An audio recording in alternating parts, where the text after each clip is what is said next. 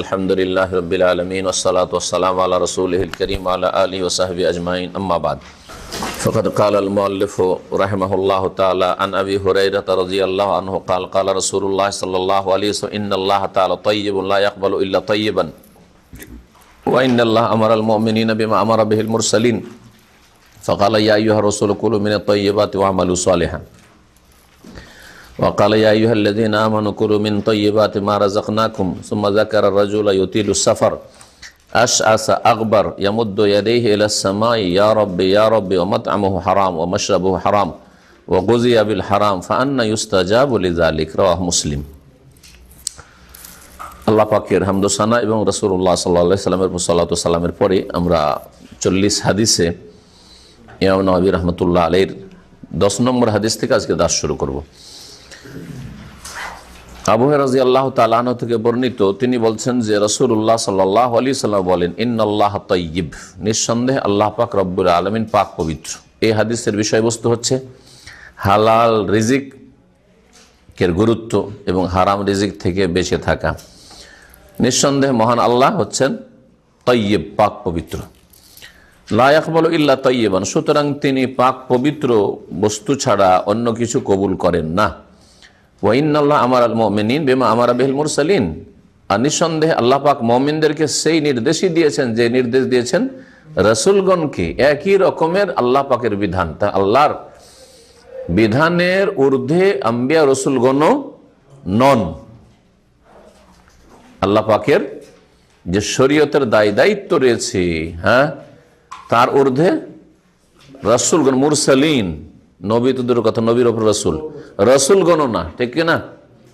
কিন্তু সুফি পীর হইতে পারলে কি হয়ে যায়? ফানাফিল্লাহ হয়ে নামাজ রোজা মাফ হয়ে যায়, হারাম হালাল হয়ে যায়, ফরজ ওয়াজিব নাকি ওদের ওপর থেকে স্থগিত হয়ে যায় বা কি যেন নেমে যায়। এত বড় কুফরিয়া কথা, এটি ঈমান ভঙ্গকারী বিষয়। এরপরে কোনো মানুষের কাফের হওয়াতে কোনো সন্দেহ নেই।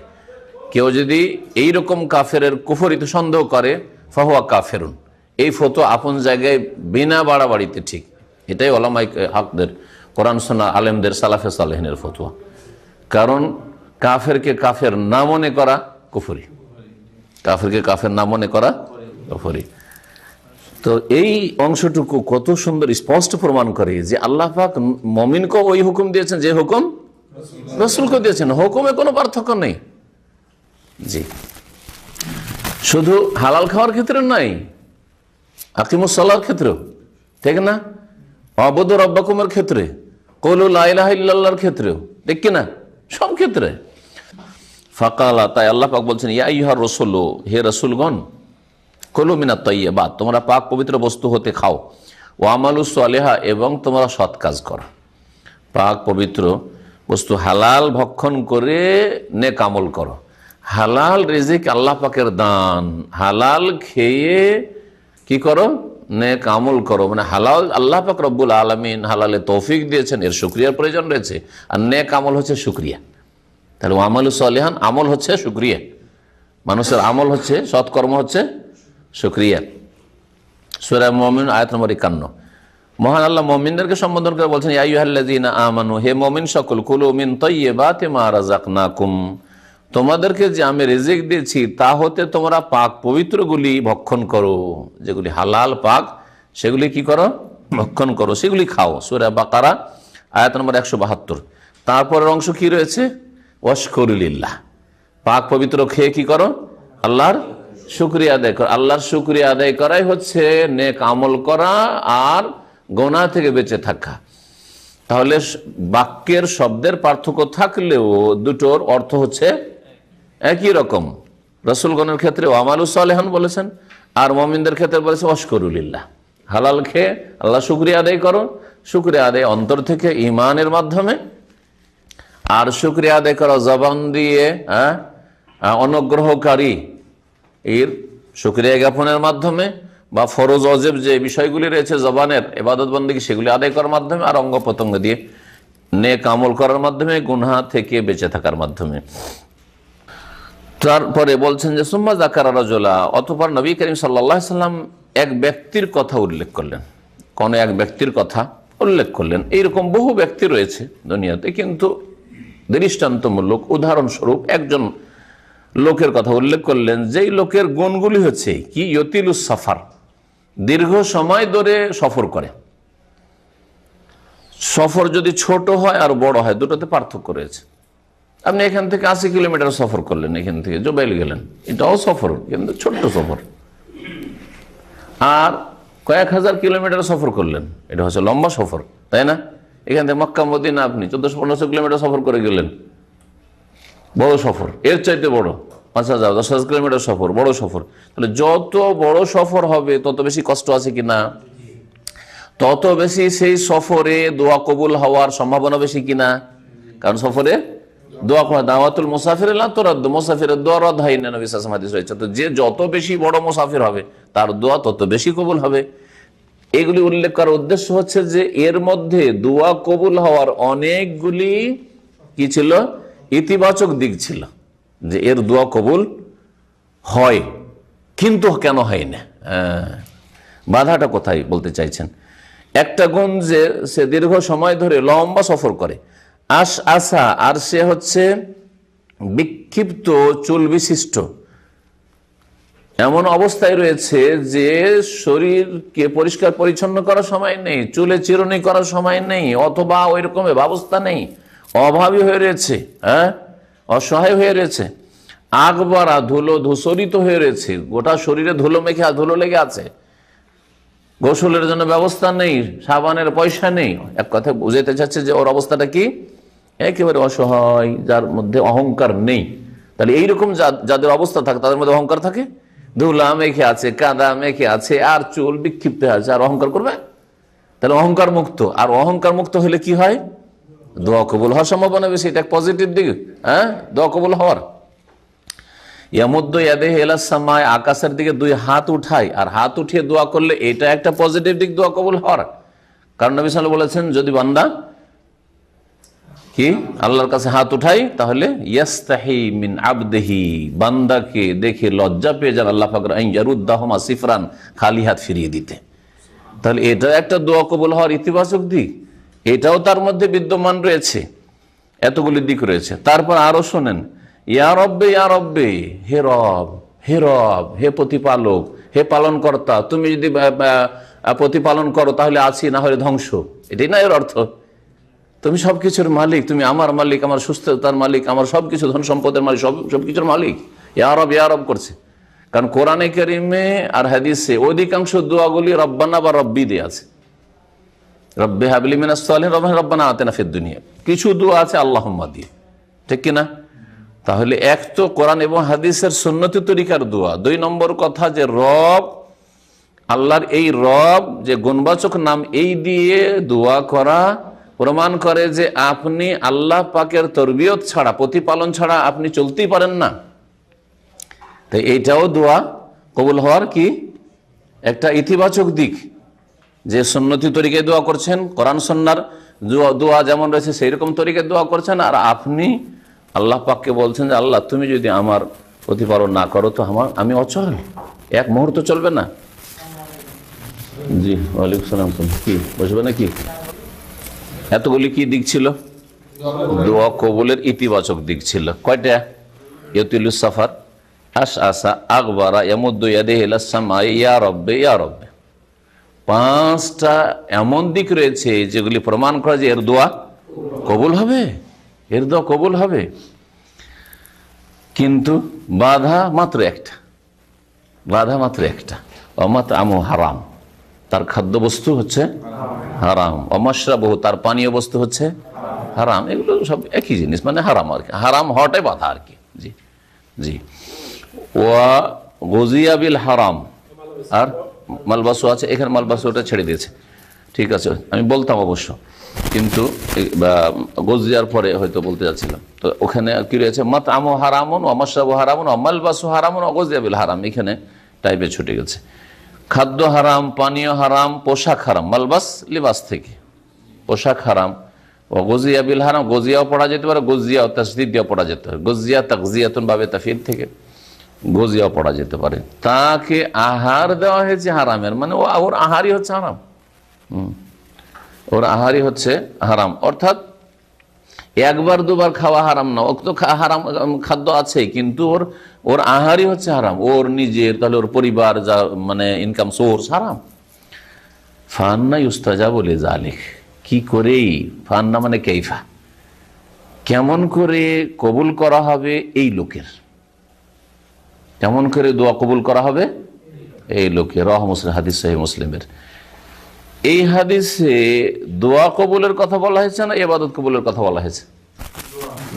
দোয়া। স্পষ্ট না? হ্যাঁ, বিষয়বস্তু কিসের চলছে? দোয়ার চলছে। তাহলে বোঝা গেল যে হারাম খাদ্য, হারাম পানীয় বা হারাম পোশাক, হারাম রুজি দোয়া কবুল হতে বাধা না, ইবাদত কবুল হতে বাধা? ইবাদত হচ্ছে আম। ইবাদত যদি বলে দেন তাহলে আপনি যেন বললেন যে এর নামাজও কবুল হয় না, রোজাও কবুল হয় না, হজও কবুল হয় না, যাকাতও কবুল হয় না। হজের ক্ষেত্রে হাদিস আছে, কারণ হজে যেহেতু অর্থ দিয়ে হজ করতে হয়, হারাম পয়সা দিয়ে যদি হজ করে তাহলে কবুল হবে না। কিন্তু যদি হালাল পয়সা নিয়ে যায়, হজের পয়সাটা হালাল, কিন্তু তার আগে যে খেয়েছে সেগুলি হচ্ছে হারাম। বুঝা গেছে? তো কথা হচ্ছে যে আমার কাছে গত 2-3 দিন আগে, কালকে কি বার ছিল? কালকে শনিবার ছিল, প্রোগ্রাম আমাদের শনিবার ছিল না? হ্যাঁ, শনিবার রিয়াজের সফরে যাচ্ছিলাম, বাংলাদেশ থেকে টেলিফোন আসলো। ওই যে বেশ কিছু আলেমরা ফতোয়া দিচ্ছে যে যদি কেউ হারাম খায় তাহলে তার ইবাদত বন্দেগী কবুল হয় না। এর দলিল কোথায়? আমি তো জানি না, যারা বলছে তাকে দলিল জিজ্ঞেস করে। আমি জানি যে দোয়া কবুল হয় না, আমি জানি যে দোয়া কবুল হয় না। ওরা বলছে যে কি কবুল হয় না? ইবাদত কবুল হয় না। তো ইবাদত কবুল হয় না মানে ফরজও কবুল হয় না, নফলও কবুল হয় না, নামাজও কবুল হয় না, রোজা, যাকাত, দান, খায়রাত কিছুই কবুল হয় না। হ্যাঁ, শারীরিক ইবাদত কবুল হয় না, জবানে সুবহানাল্লাহ আলহামদুলিল্লাহ পড়েছে, ওগুলোও কবুল হয় না। বোঝা গেছে কিনা? তো যখন আপনি একটা দাবি করবেন তো ওর দলিল লাগবে কি লাগবে না? এটা হচ্ছে দুনিয়ারও নীতি, আর এটা হচ্ছে শরীয়তেরও মূলনীতি, যে দাবি করলে কি করতে হবে? দলিল পেশ করতে হবে। যদি জমিটা আমার, দলিল নিয়ে এসো বলবেন আপনাকে বিচারপতি, তো দলিল নিয়ে এসো যে তোমার জমিটা। বোঝা গেছে কিনা? তো শরীয়তে যখন আপনি বললেন যে আপনার ইবাদতই কবুল হয় না, একটা হারাম খাওয়া লোককে বলবেন, তখন ও বলবে যে আমাকে দলিল দেন যে আমার কোন ইবাদত কবুল হয় না। কোথায় দলিল? তো খুঁজে পাওয়া যায় না। সুতরাং মানুষকে ভীতি প্রদর্শনের জন্য খামাখাই বাড়িয়ে বলার কোনো প্রয়োজন নেই, কারণ এটা আল্লাহর দিন সম্পর্কে মিথ্যা হয়ে যাবে যদি আসলে এর দলিল না থাকে। তাহলে কথা বুঝতে পারছেন?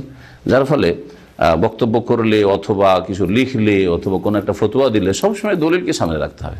আল্লাহ আলাম, আমার সামনে এরকম কোনো দলিল নাই যে কোনো ইবাদত কবুল হবে না। যদি কারোর কাছে থাকে তা আমাকে দিতে পারে।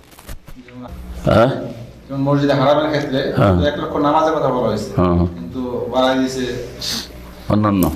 অন্যান্য ইবাদত সম্পর্কে, ওইগুলো ওলামাদের ইজতিহাদ ইখতিলাফ আছে। কিন্তু এটা ওর চাইতে ভিন্ন। একটা লোকের জিন্দেগির কোনো ইবাদত কবুল হবে না, এত বড় একটা ফতোয়া দেওয়া, অথচ হাদিস হচ্ছে খাস, হাদিস হচ্ছে খাস। কথা বুঝতে পারছেন? তো খাস দিয়ে আপনি ব্যাপক হারে ওর কোনো ইবাদত বন্দি কবুল হয় না এই ফতোয়া দেওয়া মোটেই ঠিক নাই। হ্যাঁ, দোয়া ইবাদতের মূল মানে সব ইবাদত দোয়া নাকি? রোজাটা ইবাদত, দোয়াটা ইবাদতের মূল মানে দোয়া একটা গুরুত্বপূর্ণ ইবাদত। সহিহ হাদিস আদ-দোয়া হল ইবাদা, আর জয়ীফ হাদিস তিরমিজি আদ-দোয়া মুখুল ইবাদা। দোয়া হচ্ছে ইবাদতের মগজ, কিন্তু মুখুল ইবাদা আমাদের দেশের লোকেরা বেশি জানে। ওইটা হাদিস জয়ীফ, হাদিস সনদে জয়ীফ। আর সহিহ হাদিস সহিহ মুসলিমের আদ-দোয়াও হুয়াল ইবাদা, দোয়াটাই হচ্ছে ইবাদত, মানে দোয়াটা হচ্ছে আসল ইবাদত। যদি আমার 5টা ছেলে আছে, 5টা মেয়ে আছে, 4টা ছেলে, আমি বলি এটাই হচ্ছে আমার ছেলে, তার মানে কি এগুলো আমার ছেলে না? বোঝা গেছে? তো দোয়া হচ্ছে এখানে, দোয়া হল ইবাদত মানে দোয়াই হচ্ছে গুরুত্বপূর্ণ ইবাদত বা আসল ইবাদত। কিন্তু সবগুলো ইবাদত দোয়া কি করে বলবেন? দান খায়রাতটাও দোয়া, হ্যাঁ, রোজা রাখাটাও দোয়া, তসবিহ পড়াটাও দোয়া। তসবিহ পড়াটা দোয়া বলা যেতে পারে এই অর্থে যে দোয়ায় মাসালা আর দোয়ায়, হ্যাঁ, 2 রকম দোয়া রয়েছে। হ্যাঁ, দোয়ায় মাসালা একটি হচ্ছে যাচ্চামূলক দোয়া, আর একটা হচ্ছে আল্লাহ পাক রব্বুল আলামিনের গুণগানমূলক দোয়া, জি জি, প্রশংসামূলক দোয়া। কিন্তু অন্যান্য ইবাদত বন্দেগীর ক্ষেত্রে, সুতরাং দোয়া ইবাদত মানে ইবাদত কবুল হয় না, এখানে তো দলিল নাই, এটা ভুল কথা। এটা কিসে নামাজ? হ্যাঁ, নামাজের মধ্যে কিয়াম আছে, কিয়ামটা তো দোয়া না। রুকু আছে, রুকু তো দোয়া নেই। রুকুতে 2টা দিক আছে, তসবিহ, তসবিহটা না হয় দোয়া ধরবো, দোয়ায়ে ইবাদা। হ্যাঁ, তারপরে আপনি যখন দোয়া করছেন তখন দোয়া আল্লাহ মাগফিরলি বলছেন, এটা দোয়ায়ে মাসআলা, আল্লাহর কাছে চাইছেন। বোঝা গেছে কিনা? কিন্তু আপনার সেজদা, আপনার বৈঠক, সালাম ফিরে গেলে ইবাদত না? আর রফল ইয়াদাইন ইবাদত না? তো এগুলো কবুল হয় না, তো দলিল না লাগবে। জি, ইবাদত কবুল হওয়ার জন্য তাহলে শর্ত, তাহলে যা পড়ে রেখেছেন তাহলে ভুল, যে ইখলাস, তৌহিদ আর কি সুন্নতের অনুসরণ। ইবাদত কবুল হওয়ার জন্য তৌহিদ, আর তৌহিদের মধ্যে যদি ইখলাস ঢুকিয়ে দেন বা ইখলাস আর তৌহিদ দুটো একটা করে দেন তাহলে একটা, আর আরেকটা হচ্ছে মোতাবাত, নবী সাল্লাল্লাহু আলাইহি ওয়াসাল্লামের সুন্নতের অনুসরণ। আর যারা কেউ কেউ তিনটা বলেছে কি করে, একটা হচ্ছে তৌহিদ বলেছে আর একটা ইখলাস বলেছে, আর দুটোকে আলাদা আলাদা বুঝাইতেছে। তৌহিদ মানে আপনার জিন্দগিতে আকীদা আমলে যেন শিরক না থাকে, আর ইখলাস মানে এই ইবাদতটি আল্লাহ ছাড়া দুনিয়ার কোনো গরজে যেন না হয়। শিরকি জিন্দগি না, আপনি তৌহিদের জিন্দগি, কিন্তু আপনার ইবাদতটাতে আপনার খুলুসিয়াত নেই, একটু ভেজাল ঢুকে আছে। বোঝা গেছে? এটাকে এইভাবে তারা বলছে যে একটা হচ্ছে তৌহিদ আর একটা হচ্ছে ইখলাস, বা ইসলাম ঈমান মানে মুসলিম হওয়া, আর মুসলিম হওয়ার পর ইখলাস। বলছে যে ইবাদত কবুল হওয়ার জন্য প্রথম মুসলিম হইতে হবে, আর মুসলিম হইলে যে ইবাদত কবুল হবে তা না। মুসলিম মানে মমিন, তৌহিদবাদী, আর তৌহিদবাদী হচ্ছে মমিন মুসলিম। তৌহিদবাদী হওয়ার পরে কাজটা যখন শুরু করতে যাচ্ছে ওই মুসলিম, তখন ওকে ওই কাজে ইখলাস থাকতে হবে। এটা কিসের জন্য করছি? এই নামাজটা আল্লাহর জন্য করছি, বা নামাজটা আমি লম্বা করে যে পড়ছি আল্লাহর জন্য করছি। নামাজটা লম্বা করছে, ওই সময় দেখছে যে কেউ আমার মুরব্বি দেখছে, তো একটু সুন্দর করে পড়ি, তো ইখলাস নেই, কিন্তু ইসলাম তো আছে, ওর বড় শিক্ষা করেনি। বোঝা গেছে? তো ব্যাপক অর্থে তৌহিদ ইখলাস একই জিনিস। এই জন্য ইবাদত কবুল হওয়ার দুটো শর্ত বলাই যথেষ্ট। কিছু কিছু কিতাবে তিনটা শর্ত বলেছে, ওই জন্য বললাম আর কি। যাই হোক, কথা লম্বা হয়ে যাচ্ছে। তো ইবাদত বন্দেগী কবুল হওয়ার জন্য দুইটা শর্ত। কেউ তো বলেন যে হালাল খাওয়া শর্ত, তাহলে আপনি যখন বলেন হারাম খেলে ইবাদত কবুল হয় না, তার মানে এই শর্ত লাগায় তো ইবাদত কবুল হওয়ার জন্য তৌহিদ শর্ত, তৌহিদ ইখলাস শর্ত, আর সুন্নতের অনুসরণ শর্ত, আর হালাল খাওয়া শর্ত। এ কথা বলতে হবে। কোথায়? কোন ওলামায়ে কেরামরা বলেনি। সৌদি আরবে যে আকীদার কিতাব রয়েছে কোথাও আপনি পাবেন না খুঁজে। হাদিস সহিহ মুসলিমের দেখেন, শেখ নুসাইম রহমতুল্লাহ তাই বলছেন শেষখানে তিনি তার সারহার আত-তাহযীরুল বালিগ মিন আকলিল হারাম, হারাম খাওয়া থেকে কঠোরভাবে সতর্ক করা হয়েছে। লিআন্না আকলাল হারামে মিন আসবাবে রাদ্দি দুয়া, কারণ হারাম খাওয়া দুয়া খণ্ডন হওয়ার, রদ হওয়ার একটি কারণ। মিন আসবাবে রাদ্দি আর দুয়া, এই কথা বলে মিন আসবাবে রাদ্দিল ইবাদা। এবার বুঝতে পারছেন? জি হ্যাঁ। ওয়াইন তাওয়াফফারাত আসবাবুল ইজাবা, যদিও কবুল হওয়ার অনেকগুলি কারণ থাকে, কবুল হওয়ার কারণ মেলা, 5টি কারণ বললাম তাই না, আর বাধা শুধু একটি, হারাম খাওয়া, দোয়া কবুল হয়। একটি বাধাতে 5টা ভালো গুণকে নষ্ট করে দিল, কোনো কাজে আসলো না। তাহলে কত গুরুত্বপূর্ণ হালাল খাওয়ার বিষয়টি। নবী সাল্লাল্লাহু আলাইহি ওয়াসাল্লাম বলেছেন ফান্না ইউস্তাজাবু লিযালিক। চলেন আগের হাদিস দেখা যাক।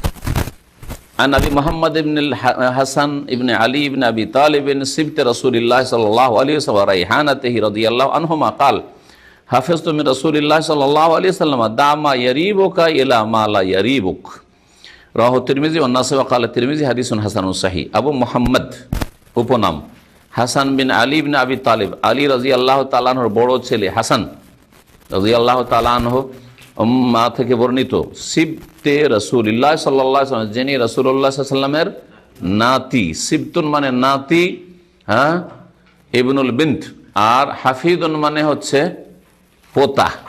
গোপালগঞ্জের ভাষায় বুঝছেন, বাকিরা তো বলছেন পোতা কোন ভাষা বললো রে ভাই, তাই না? পোতা শুনে গোপালগঞ্জ ভাইদের কাছে। আর না রাজশাহী চাপাইয়ের লোক কেউ থাকলে বলবেন, এখানে নাই মনে হয়। রাজশাহী চাপাইয়ের লোক চাটনি করার জন্য মাঝে মাঝে খুঁজতে হবে কোথাও, ভর্তা খাওয়ার জন্য। তো রাসূলুল্লাহ সাল্লাল্লাহু আলাইহি ওয়াসাল্লামের নাতি, মেয়ের ছেলেকে কি বলা হয়? ছেলে মেয়েকে নাতি নাতনি, আর ছেলের ছেলেদেরকে হাফিদ বলা হয়, আরবিতে হাফিদ বলা হয়। তো বাংলাতেও কিছু কিছু অঞ্চলে পোতা বলা হয়, পতিন বলা হয়। কিন্তু অধিকাংশ বাংলাদেশের এলাকায় ছেলের ঘরের নাতি আর মেয়ের ঘরের নাতি। জি হ্যাঁ। ওয়া রাইহানাতিহি রাদিয়াল্লাহু আনহুমা, এবং রাসূলুল্লাহ সাল্লাল্লাহু আলাইহি সাল্লামের ফুল, হ্যাঁ, সুগন্ধিময় ফুল, রেহানা এমন ফুল যাতে সুগন্ধি থাকে। নবী সাল্লাল্লাহু আলাইহি সাল্লাম বলেছিলেন যে হোমা, এই দুই হাসান হোসেন আমার সুগন্ধিময় ফুল, হ্যাঁ, এ বলেছিলেন। ওইখান থেকে এই উপাধিটি উল্লেখ করেছেন ইমাম নববী রাহমাতুল্লাহ আলাইহি। কালা, তিনি বলেন, হাফেজ তো মিন রাসূলিল্লাহ সাল্লাল্লাহু আলাইহি ওয়াসাল্লাম, আমি রাসূলুল্লাহ সাল্লাল্লাহু আলাইহি ওয়াসাল্লাম থেকে মুখস্থ করেছি। অথচ হাসান রাদিয়াল্লাহু তাআলার বয়স নবী সাল্লাল্লাহু আলাইহি ওয়াসাল্লাম ইন্তেকালের সময় কত ছিল? দ্বিতীয় হিজরিতে জন্ম, তাহলে 8-9 বছর বয়স ইন্তেকাল। শেষ জামানাতেও যদি শুনে থাকেন তো 8-9 বছরের ছেলে, 8 বছরের ছেলে। জি হ্যাঁ, মুখস্থ রেখেছেন, 8 বছরের ছেলে, রাসূলুল্লাহ সাল্লাল্লাহু আলাইহি ওয়াসাল্লাম থেকে শুনে, নানার কাছ থেকে শুনে। দামা ইয়ারিবুকা ইলা মা লা ইয়ারিবুক, তুমি ছেড়ে দাও ওই বস্তুটি বা ওই সব বস্তু যা তোমাকে সন্দেহে ফেলে দেয়। এলা মা লা ইয়ারিবুক, এলা মা লা ইয়ারিবুক, আরবি যারা বুঝেন এখানে রয়েছে জাহেবান এলা মা লা ইয়ারিবুক, সেই কাজটি করো তো যাতে তোমার কোনো সন্দেহ নেই। অর্থাৎ যাতে তোমার সন্দেহ আছে সেটাকে ছেড়ে দাও, আর যাতে তোমার সন্দেহ নাই সেদিকে চলে যাও বা সেটাকে গ্রহণ করো। দুটো ব্যবসা আপনার সামনে আসলো, একটাতে সন্দেহ আছে আর একটা সন্দেহ নেই, কি করবেন? সন্দেহজনক সেটাকে ছেড়ে দেন, আর যেটাতে সন্দেহ নাই সেটা করেন। আপনি ব্যবসার উদাহরণ দিলাম, হ্যাঁ, একটি জিনিসের ক্ষেত্রে দুই রকম ফতোয়া, একজন বলছে হালাল, আরেকজন বলছে হারাম। কোনটা আপনার সন্দেহ? এখন দ্বিধাদ্বন্দ্বে পড়ে গেলেন। সন্দেহ কোনটা? আপনি যদি হারাম মনে করে, হালালকে হারাম মনে করে যদি নাই করেন, যখন আমি সন্দেহ মুক্ত থাকার জন্য যদিও হালাল আমি করব না, কারণ যখন এত বড় বড় আলেমদের দুটো মত আছে, তো হালাল হইলেও আমি করব না, তো গুনাহ হবে নাকি? গরুর গোশত হালাল, জায়েজ খাওয়া, সুন্নাত, নবী সাল্লাল্লাহু আলাইহি ওয়াসাল্লাম একদিনও খেয়েছেন, হ্যাঁ। তো গরুর গোশত যদি সারা জিন্দগি না খায় তো ইসলাম থাকবে না? বোঝা গেছে কি না? তো ওই রকমই বহু হালাল আল্লাহ পাকে রেখেছেন। ধরেন কাঁকড়া হালাল, ধরেন কচ্ছপ হালাল, চিংড়ি মাছ হালাল, আমি সারা জিন্দগি খেলাম না, অসুবিধা আছে নাকি? খরগোশ হালাল, দাব হালাল, সান্ডা হালাল, সারা জিন্দগি খেলাম না, অসুবিধা আছে? তো বলতে চাইছি যে হারাম যদি কেউ বলে দেয় আর হালালও যদি হয়, আর হালাল হইলেও যদি হালাল জিনিসকে ছেড়ে দেন, তাহলে আল্লাহ জিজ্ঞেস করবেন যে তো হালাল ছিল কেন খাইসনি তুই? আমার সামনে ছিল খাইনি, আমাদের ফতোয়াতে দুটো মত হয়েছিল, সেই জন্য সন্দেহ ছিল, খাইনি আল্লাহ, হ্যাঁ, অসুবিধা আছে? কিন্তু যদি আপনি হালাল আর হারামের ফতোয়া আছে, তো আমার জন্য সুবিধাজনক কাজটা আমাকে করতে হবে, তো যারা হালাল বলেছে এই ফতোয়াটা নিয়ে নি, তাহলে আপনি কিসে থাকলেন? সন্দেহের মধ্যে থাকলেন। নবী সাল্লাল্লাহু আলাইহি ওয়াসাল্লামের এই হাদিস, দামা ইয়ারিবুকা, যেটা তোমাকে সন্দেহ ফেলে সেটা ছেড়ে দাও, এলা মা লা ইয়ারিবুকা, যাতে সন্দেহ না থাকে সেটা করো, যেটা সন্দেহ না থাকে সেটা করো। এখন ডিরেকশনের ফতুয়া, ডিরেকশন আর ডিস্টেনি, হালাল না হারাম? অধিকাংশ আলেমারা, বরং সমস্ত আলেমারা হারাম বলছেন। আরব আলেমাদের মধ্যে কেউ জায়েজই বলেনি। বাংলাদেশে একজন মাদানি দিল ফতুয়া যে হালাল, আর দ্বিতীয় আরেকজন মাদানি সমর্থন করলো, ব্যাস। আর বাকি শত শত মাদানি আলেম রয়েছে বাংলাদেশে, সবাই হারাম বলছে। কি করবেন আপনি? হ্যাঁ, বলে না আমাকে ডিস্টেন্স করতেই হবে, সুতরাং পেয়ে গেছি একজন মাদানির ফতোয়া, চলবে? তাহলে আপনি সন্দেহ থাকবে না, সন্দেহ থাকবে না, যেটাতে সন্দেহ ফেলে ছেড়ে দাও। নবী করিম সাল্লাল্লাহু আলাইহি সাল্লামের এই হাসানের সাথে হোসেনের সাথে এরকম ঘটনাই ঘটেছিল। এটা খেজুর পড়েছিল, কুড়িয়ে মুখে দিয়ে নিয়েছে, ঘটনা সহিহ বুখারীতে আছে।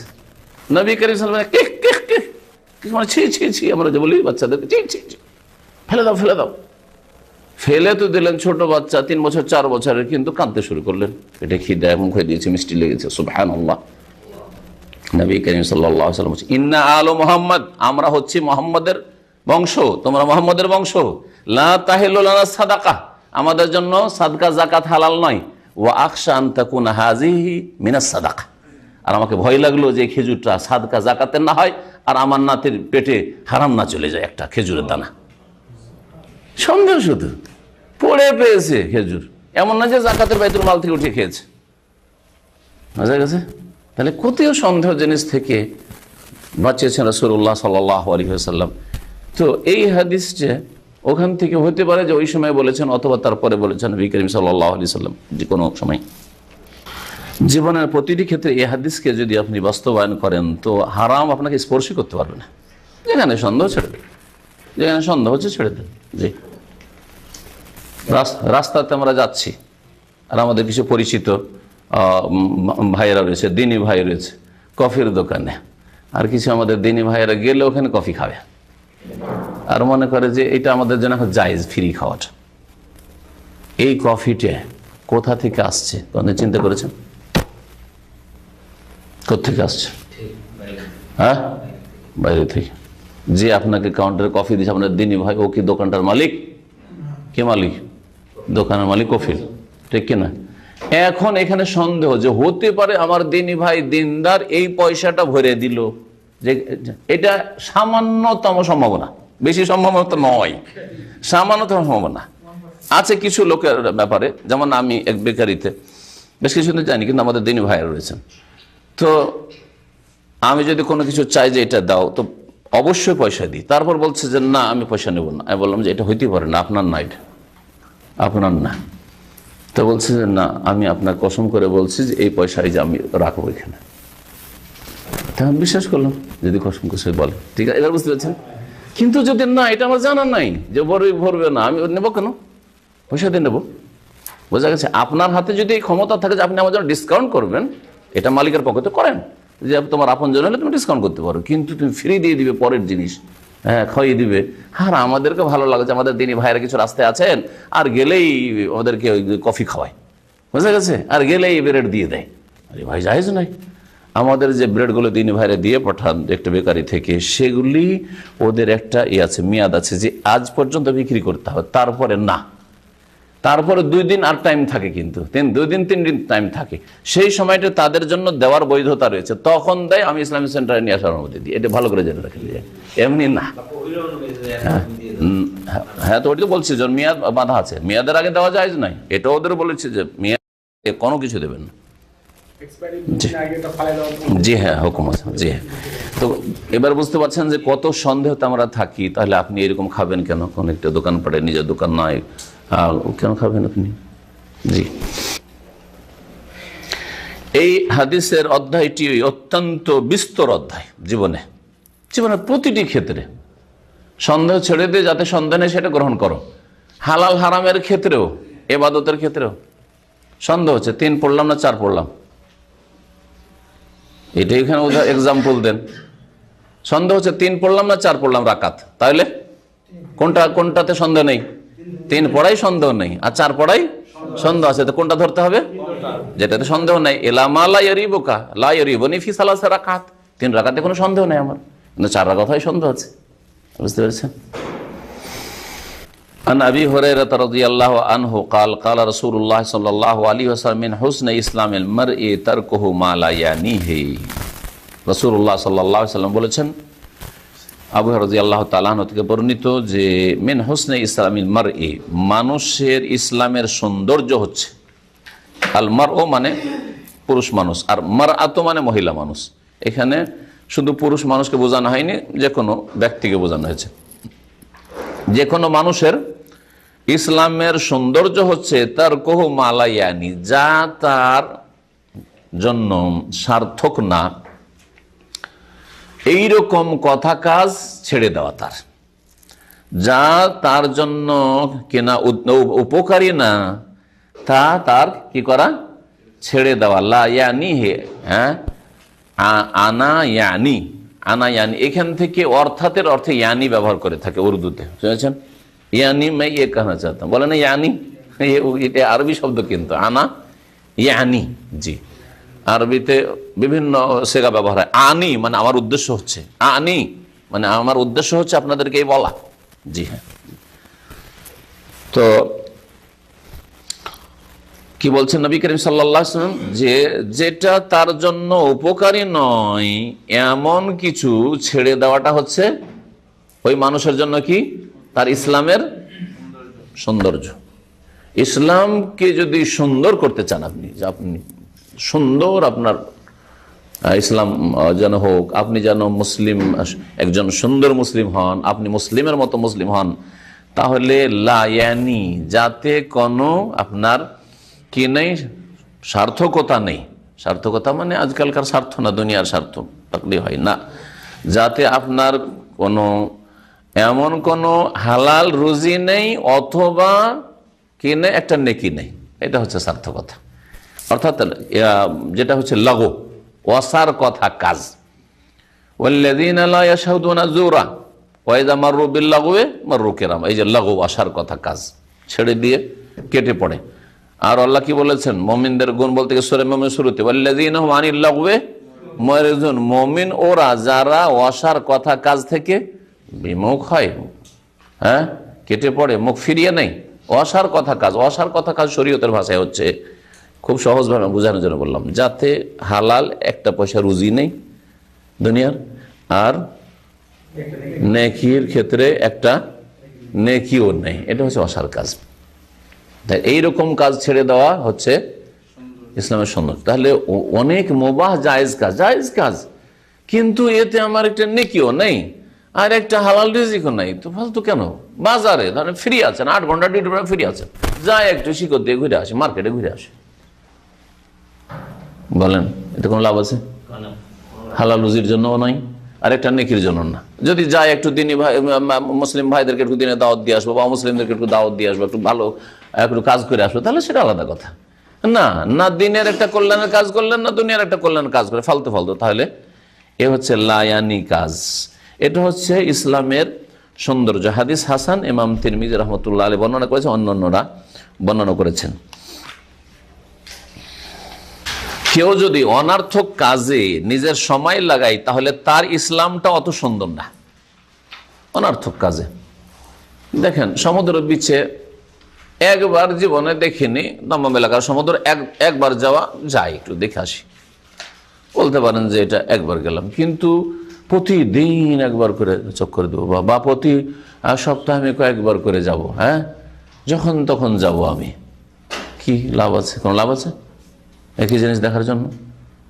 বাহরাইন ব্রিজ জীবনে দেখিনি, সারা দুনিয়ায় ফেমাস, তাই একবার দেখেন, কিন্তু বারবার যখনই সাথীর সঙ্গে চলেন, সাথীর সঙ্গে পেলে, কেউ বাইরে একটা গেস্ট আসলে একটা সিট পেলেই হইলো, যাই দিকে আসি, হ্যাঁ, তো লায়ানি কাজ, লায়ানি কাজ। তো লায়ানির মানে এইরকম অসার কথা কাজের অনেক উদাহরণ রয়েছে আপনার জীবনে। আপনি এক কথায় এমন কথা বলবেন না, এমন কাজ করবেন না, যাতে আপনার দুনিয়া আখিরাতের কোনো কল্যাণ নেই।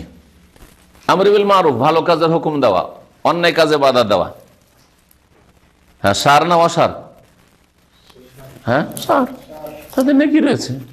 বরং অনেক সময় আপনার ফরজে আইন, আর না হলে ফরজে কিফায়া কমপক্ষে। জি, এটাও একটা ইসলামের দিক, বরং এটা একটা জেহাদ। জি, শেখ বলছেন যে আল আমরু বিল মারুফ ওয়া নাহয়ু আনিল মুনকার মিম্মা ইয়ানিল ইনসান, ভালো কাজের উপদেশ দাও, অন্যায় কাজে বাধা দাও, এটা একজন মুসলিমের জন্য, মানুষের জন্য সার, হ্যাঁ, হ্যাঁ, ভালো উদ্দেশ্য, সৎ উদ্দেশ্য। কারণ আল্লাহ পাক কোরআনে কারীমে হুকুম করে, ওয়ালতাকুম মিনকুম উম্মাহ, তোমাদের মধ্যে কমপক্ষে একটি দল হইতে হবে। অন্য আয়াতে কুনতুম খায়রা উম্মাহ, তোমরা সকলেই, তাহলে সকলকেও বলা হয়েছে, আর বিশেষ করে একটা দলকে এই কাজে নিয়োজিত থাকতেই হবে। ফরজে আইন একটাতে বলা হয়েছে যে একটা দলের করলে বাকিরা মাফ পাবে, আর যদি সবাই এতে অংশ নিতে পারো তাহলে এটা সবচেয়ে ভালো। এই জন্য কুনতুম খায়রা উম্মাতিন সকলের কথা বলে দিয়ে উখরিজাত লিন-নাসি তা'মুরুনা বিল মারুফ ওয়া তানহাউনা আনিল মুনকার বলেছেন, আর এক আয়াতে বলেছেন ওয়ালতাকুম মিনকুম উম্মাহ। জি, কোনো ব্যক্তিকে যদি অন্যায় কাজে দেখি, তাহলে তাকে বললেন ভাই এটা জায়েজ নয়, হ্যাঁ, এটা জায়েজ নয়, যদি বলা হয় এটা আপনার করা ঠিক নয়, তো উত্তর আজকাল কি আসে? হ্যাঁ, আপনার বলার কি আছে? হ্যাঁ, আপনার বলার কি আছে? তার মানে আপনাকে বলছে যে এইটা আপনার লায়ানি কাজ, ফালতু কাজ, ফালতু কোন কাজ করছেন আপনি, ফালতু কথা বলছেন, আমাকে বলবেন আপনি। হ্যাঁ, তো শেখ বলছেন না, ওর এই কথা বলা জায়েজ নাই। তারা ফালাইসা লাহুল হাক্কু আন ইয়াকুল, ওই ব্যক্তি, যে ব্যক্তি অন্যায় কাজ করছে, তার জন্য এই কথা বলার কোনো অধিকার নেই যে হাযা লা ইয়ানিক, এটা আপনার বলার কি আছে? জি, আর যদি কেউ বলে তো তার কাছে এটা গ্রহণযোগ্য না, তার কাছ থেকে এটা গ্রহণযোগ্য নয়। ছেলে মেয়েদের ক্ষেত্রে, ছেলে মেয়েদের তরবিয়তের ক্ষেত্রে ভালো কাজের জন্য উৎসাহিত করবেন, অন্যায় কাজে বাধা দেবেন, এটা আপনার জন্য সার্থক, এটা আপনার হচ্ছে সার কাজ, অসার কাজ না। যে আপনি ফালতু কাজ করছেন, এটা আপনার দায়িত্ব। সুতরাং এগুলো ইয়ানি, লায়ানি নয়, এগুলো ইয়ানি আর লায়ানি ভালো করে মনে রাখবেন। হ্যাঁ, জি হ্যাঁ। عن أبي حمزة أنس بن مالك رضي الله عنه خادم رسول الله صلى الله عليه وسلم عن النبي صلى الله عليه وسلم قال لا يؤمن أحدكم حتى يحب لأخيه ما يحب لنفسه رواه البخاري مسلم। আবু হামজা কুনিয়াত উপনাম আনাস বিন মালিক রাদিয়াল্লাহু তাআলা রাসূলুল্লাহ সাল্লাল্লাহু আলাইহি ওয়াসাল্লাম খাদেমের, তিনি বলছেন লা ইউমিনু আহাদুকুম, তোমাদেরকে অতক্ষণ সত্যিকার মুমিন হতে পারবে না, হাত্তা ইউহিব্বা লিআখিহি, যতক্ষণ পর্যন্ত নিজের ভাইয়ের জন্য না ভালোবাসবে এমন কিছু যা নিজের জন্য ভালোবাসে। অত্যন্ত ব্যাপক হাদিস, এটাও আখলাক চরিত্রের ক্ষেত্রে। আপনি যা আপনার জন্য ভালোবাসেন তা অন্যের জন্য যতক্ষণ অতটা পরিমাণে ভালো না বাসতে পারবেন, ততক্ষণ আপনি কি হতে পারবেন না, সত্যিকার অর্থে মমিন। মানে কাফের না, মানে কামিল মমিন। এখানে বোঝা হয়েছে যে মমিনের মতো মমিন হতে পারবেন না আপনি। তার মানে অসম্পূর্ণ আপনি নাকিসুল ঈমান, দুর্বল ঈমানের মুসলিম একজন আপনি, যদি আপনি আপনার জন্য কিছু ভালোবাসেন, অন্যের জন্য আরেকটু কিছু ভালোবাসেন। আমাদের অনেক ভাইরাই বলে যে খাওয়া দাওয়ার ক্ষেত্রে এক প্লেটে কয়েকজন বসে, আর বসার পরে ওদিক দিয়ে টেনে আগে সামনে দিয়ে সাইডে করে নেয়। গত সপ্তাহে আমি খবর পেয়েছি। তো এইরকম যারা করে, সাধারণত নতুন লোকেরা করে, যারা পুরাতন আমাদের ইসলাম সেন্টার আসার লোক, তাদের কাছে এইরকম আমরা কল্পনাও করি না যে এইরকম হবে, উচিত নয় মোটেই। যদি আপনার দিকে না থাকে তো অন্য ভাইদের উচিত হবে, আমার দিকে 4-5টা পিস একত্রিত হয়েছে আর এর দিকে একটুও নেই, তাহলে ওর দিকে একটু ভাগ বন্টন করে এগিয়ে দিই, এটাও তাদের করণীয়। না হলে তাদের এটা বেয়াদবি। আর তাদের উপরে এই হাদিস ফিট হবে। নিজের জন্য তো ভালোবাসে, আমার দিকে যখন 5টা পড়েছে কাজ হয়ে গেছে আমার। আর এর দিকে যে বেচারা দিকে একটাও নাই, তো তাহলে তো তুমি নিজের জন্য 5টা ভালোবাসো, ওর জন্য একটাও ভালোবাসো না, এখন মুমিন হইলে তুমি। ঠিক তেমনই আপনি টেনে টেনে নিয়ে নেবেন, এটা আরো ছোট কাজ। তো এই হাদিস আমি মাঝে মাঝে, আমরা ছাত্র জীবনে যখন থাকতাম দেখতাম ছাত্ররাকে গামছা লটকানো আছে, আসলে আসার পরে সাথীর সঙ্গে গামছাতে মুখ মুছে নিল, ভিজলো না একটু, ভিজলো না। কোনদিন চিন্তা করেছেন যে এটা এই হাদিসের আওতাভুক্ত? আমার গামছাটাকে ভিজিয়ে রাখো আর তারপরে এসে আমি হাত মুখ মুছবো, রুচিকর হবে আমার জন্য, ভালো লাগবে? কে ভিজিয়েছে রে? আমাকে যখন ভালো লাগবে তা আপনার গামছা থেকে আমি মুছে দেবো। বোঝা গেছে? জি। জুতা রাখা থাকে, যখন ভিড় ভাড় করে, যখন ক্লাসে হলে ঢুকছেন অনেকগুলি জুতা রাখা থাকে। অনেক ভদ্রলোক আছে, আমার জুতাটা নতুন, সবগুলি জুতাকে সরিয়ে সামনের দিকে সেটু সরিয়ে ওর জায়গায় করে দিল, ওগুলোকে সরিয়ে দিয়ে নিজের জুতাটা সামনে রাখ। বলেন, আমি এই উদাহরণ দিচ্ছি আপনাদের ব্রেন খোলার জন্য। জিন্দিগিতে এইরকম বহু উদাহরণ পাবেন আপনি, বহু উদাহরণ পাবেন আপনি।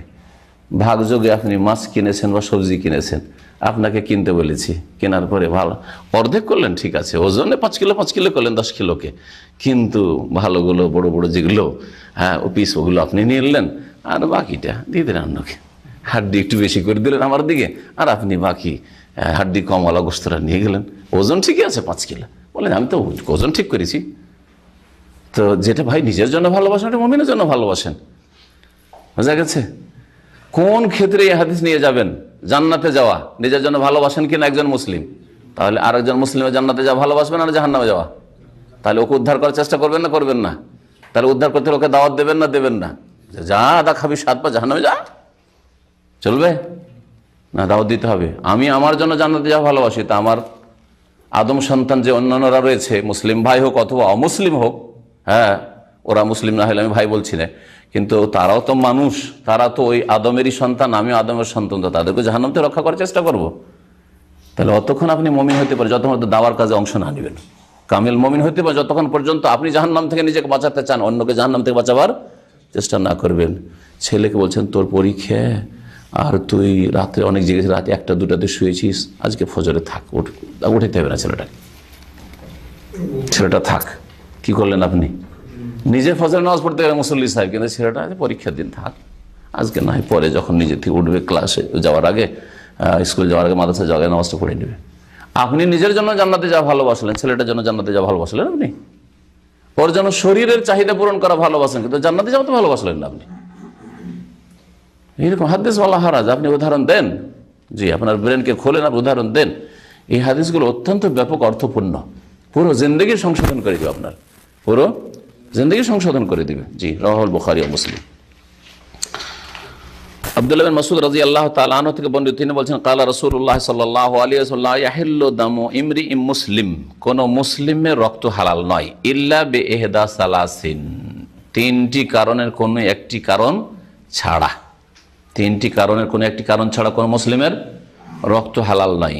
প্রথম কারণ হচ্ছে আস-সাইয়্যিবু জানি, জেনাকারী বিবাহিত যদি হয়, সাইয়্যিব মানে বিবাহিত যদি ব্যভিচারকারী বা ব্যভিচারকারিণী হয়, ওয়ান নাফসু বিন নাফসি, আর যদি কোন ব্যক্তির হত্যার বিনিময়ে হত্যা হয়, কাউকে যদি হত্যা করে থাকে তাহলে হত্যার বদলে হত্যা করা যাবে, প্রাণের বদলে প্রাণ। ও তারিক লিল জামাতে, ভুল করেছে, তারিক লিদাইনি আল মুফারিক লিল জামাতে হবে, হাদিস কি আছে?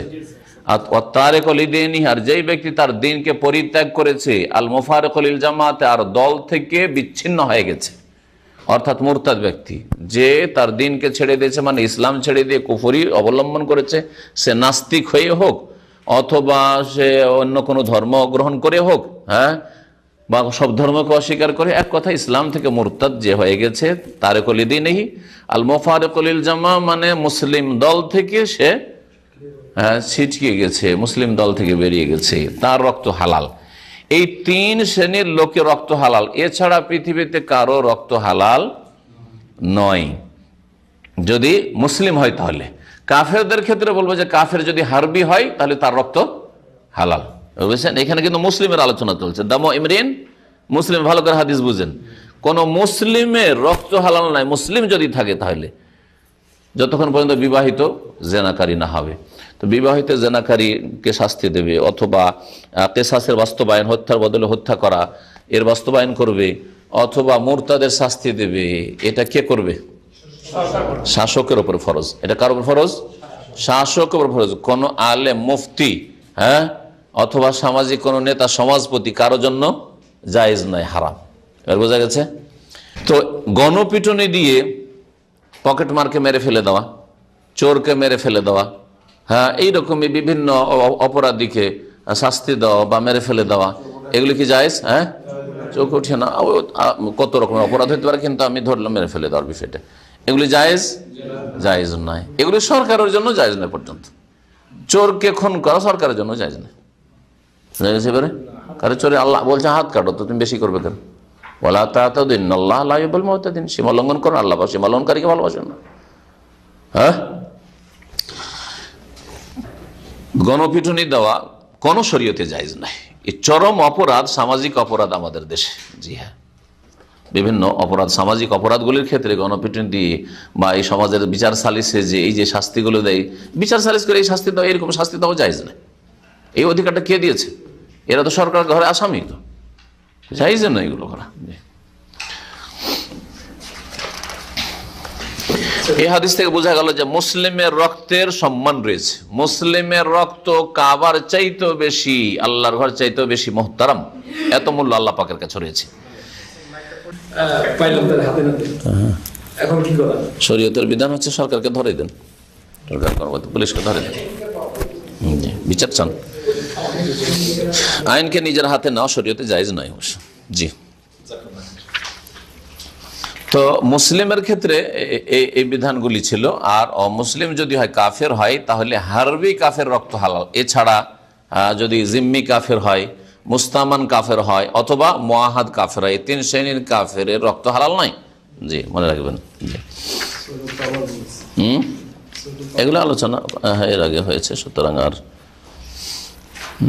তো বিবাহিত পুরুষ অথবা নারীর কথা হইল, তাই না, জেনার ক্ষেত্রে। কিন্তু সমকামিতা যদি হয়, এই মাসলাতে হাদিস আসেনি। এই ক্ষেত্রে শেখুল ইসলাম তাইমিয়া রাহমাতুল্লাহ আলাইহি বলছেন, আজমা সাহাবাতু আলা কাতলিল ফাইল ওয়াল মাফউল বিহি, যারা সমকামিতায় লিপ্ত উভয়ের, দুইজনেরই হত্যার উপর সাহাবায়ে কেরামদের ইজমা ছিল, দুইজনকে হত্যা করতে হবে। কারণ এরা দুজনের একজন যদি বেঁচে থাকে তাহলে কি ছড়াবে? ভাইরাস ছড়াবে। এরা বেঁচে থাকলে অন্য বহু যুবকদেরকে খারাপ করে দেবে, বহু পুরুষদেরকে খারাপ করে দেবে। মাফুল, যার সাথে করা হয়েছে সে বেঁচে থাকলেও, আর যে করেছে, দুজনের কেউ যদি থাকে তাহলে সমাজ, পরিবারকে খারাপ করে দেবে। যার ফলে এইরকম লোকের ইসলামিক শাস্তি সাহাবায়ে কেরামদের ইজমা ওয়াকাদ ওয়ারাদা ফি হাদিস, এই মর্মে হাদিস রয়েছে, মান ওয়াজাদতুমুহু ইয়ামালু আমালা কওমে লূত, যদি তোমরা কাউকে এমন পাও যে লূত আলাইহিস সালামের জাতির কোনো অপকর্ম অর্থাৎ সমকামিতায় লিপ্ত, ফাকতুলুল ফাইলা ওয়াল মাফউলা বিহি, তাহলে যে করে এই কাজ ফাইল ওয়াল মাফউলা, যার সাথে করা হয় উভয়কে হত্যা করে দাও।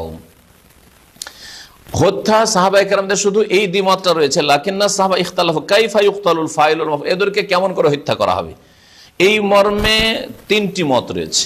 একটি মত ইউহাররাকানে বিন্নার, একদল সাহাবীরা বলতেন যে আগুনে জ্বালিয়ে মারতে হবে। এটা আবু বকর থেকে বর্ণিত, কারণ এদের পাপ চরম অপরাধ, চরম অপরাধ। মানুষের ফিতরাত যে নেচার, প্রকৃতি বিরোধী পাপ। প্রকৃতি হচ্ছে যে যৌন চাহিদা পুরুষের চাহিদা মহিলার দিকে, মহিলার চাহিদা পুরুষের দিকে হবে, তো জেনায় লিপ্ত হইতে পারে, জেনা নাগার পুরুষের দিকে চাহিদা। আর যারা এই ব্যাধিতে লিপ্ত, এই পাপে নিজের স্ত্রীর কাছেও যায় না। আমি এমন লোক জানি বিয়ে করে আছে, স্ত্রীর কাছে যায় না, খবিজগুলো স্ত্রীর কাছে যায় না, ওই দাড়ি বেরোয়নি এরকম ছেলেকে নিয়ে ঘুরে বেড়াচ্ছে। আউযুবিল্লাহ। তো বলছেন যে সাহাবায়ে কেরামদের ইখতিলাফে একটি মত হচ্ছে কি, যে আগুন দিয়ে জ্বালাইতে হবে। জি। দ্বিতীয় মত হচ্ছে ইউরজামানে কামা ইউরজামুস সাইয়্যিব ওয়াজ জানি, তাদেরকে পাথর দিয়ে সংসার করতে হবে, যেমন বিবাহিত জেনাকারিনীকে পাথর মেরে সংসার করা হয়। তৃতীয় মত হচ্ছে ইউস আদো বেহমা ইলা আলা শাহিকিন ফিল বালাদ, শহরের সবচেয়ে উঁচু জায়গায় চড়াইতে হবে। যদি পাহাড় থাকে পাহাড়ের উপরে নিয়ে যেতে হবে, অথবা কোনো টাওয়ারের উপরে নিয়ে যেতে হবে, পাহাড় যদি না থাকে কোনো শহর, কোনো দেশে, কোনো শহরে। সুম্মা ইউরমা, তারপরে দুইজনকে মাটিতে ফেলে দিতে হবে, ইউতবান বিল হিজার, তারপরে পাথর মারতে হবে থেকে। কেন? তাদের দলিল যে আল্লাহর গজব যে নেমেছিল লূত আলাইহিস সালামের জাতির উপর, এইরকম করে কি করা হয়েছিল, তাই জমিনটাকে উপরে উঠানো হয়েছিল, ওখানে আছাড় দেওয়া হয়েছিল, আর পাথরও বর্ষানো হয়েছিল তাদের উপর। তো পাথরও বর্ষাতে হবে, আর উপরে উঠিয়ে নিয়ে উঁচা জায়গা থেকে কি করতে হবে, ফেলে মারতে হবে। এগুলি হচ্ছে সাহাবায়ে কেরামদের মত। কিন্তু কোনো ইখতিলাফ নেই যে ছেড়ে দিতে হবে কিছু মারধর করে অথবা তোবা করিয়ে ইত্যাদি, অথবা ওদেরকে গ্রাম থেকে বা দেশ থেকে তাড়িয়ে দিতে হবে, নির্বাসিত করে দিতে হবে, এরকম কোনো ফতোয়া নেই। শেখ ইবনে উসাইমিন এজন্য বলছে ওয়াহাম্মু শাইইন আন্নাহু লা বুদ্দা মিন কাতলিল ফাইল ওয়াল মাফউল আলা কুল্লি হাল, সুতরাং সর্ব অবস্থায় এই সমকামিতা লিপ্ত দুই ব্যক্তিকেই আমাদের কাছে গুরুত্বপূর্ণ বিষয় হচ্ছে যে হত্যা করতে হবে। ইযা কানা বালিগাইন আকিলান, দুইজনেই যদি সাবালক থাকে আর বিবেক সম্পন্ন, পাগল নয় আর নাবালক নয়। নাবালক বুঝে না শরীয়তে হালাল না হারাম, ও জানেই না যে হারাম এত বড় অপরাধ। কারণ এটি হচ্ছে মারাত্মক ব্যাধি, আর এই ব্যাধিতে কেউ যদি লিপ্ত হয়ে যায়, এত বদ অভ্যাস যে বাঁচতে পারবে না। আর এই বদ অভ্যাস পায়খানা খাওয়ার চাইতো, পায়খানা খাওয়া গরু বলে আমাদের, ওর চাইতো নিকৃষ্ট, এত নিকৃষ্ট কাজ। হানাফি ফতোয়া হালকা এই ক্ষেত্রে, হানাফি ফতোয়াতে মারা যাবে না, যার ফলে হানাফি মাদ্রাসাগুলোতে এই অপরাধটি খুব বেশি হয়। জি হ্যাঁ, এটি খাস কথা আপনাদেরকে বললাম, এটা আম করার জন্য না। তো আল্লাহ পাক রব্বুল হেফাজত করেন যে সহি ফতোয়া শরীয়তের হচ্ছে এটি আর কি। তো শেখ উল্লেখ করেছেন ওই বিষয়টি, কিন্তু আমি ওই মতটি সংক্ষেপ করে দিলাম, সময় শেষ হয়ে গেছে। এই জন্য সাল্লাল্লাহু আলাইহি ওয়া সাল্লাম মুহাম্মদ ওয়া আলা আলিহি ওয়া সাহবিহি।